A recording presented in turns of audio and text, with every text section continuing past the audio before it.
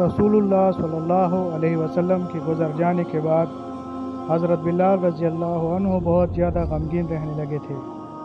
Medina में रहते हुए सरकार की याद आती थी, इसलिए मदीना छोड़कर शाम चले गए और वहाँ इस्लामी फतूहात में हिस्सा लेने लगे और वहीं आबाद हो गए। कुछ अरसा के बाद सरकार दो आलम की ज़ियारत ख्वाब में नसीब हुई।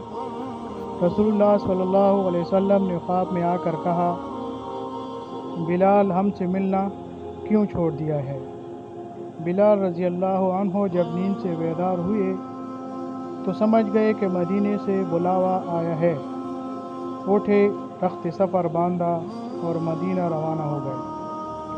कई दिनों की मुसाफत के बाद मदीना पहुँचे और मस्जिद नबी में हाज़िरी दी। रसूल के रोज़ा अक़दस पर पहुँचे और वहीं बेहोश हो गए। मदीना मुनव्वरा में लोगों को खबर हो गई कि बिलाल वापस आ गए हैं।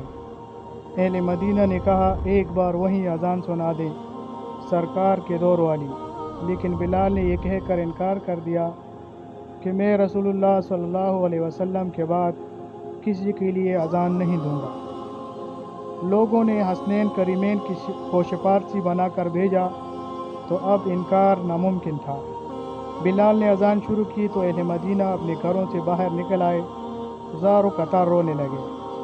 रसूल की दौर की यादें ताज़ा हो गईं, हर आंख अश्कबार थी। लेकिन बिलाल जैसी ही अशहदु अन्ना मुहम्मदुर रसूलुल्लाह पर पहुँचे, बिलाल की हिचकी बंद हो गई। मारे गम के निडाल होकर बेहोश हो गए और अज़ान पूरी न कर सके। जब होश आया तो वापस शाम रवाना हो गए।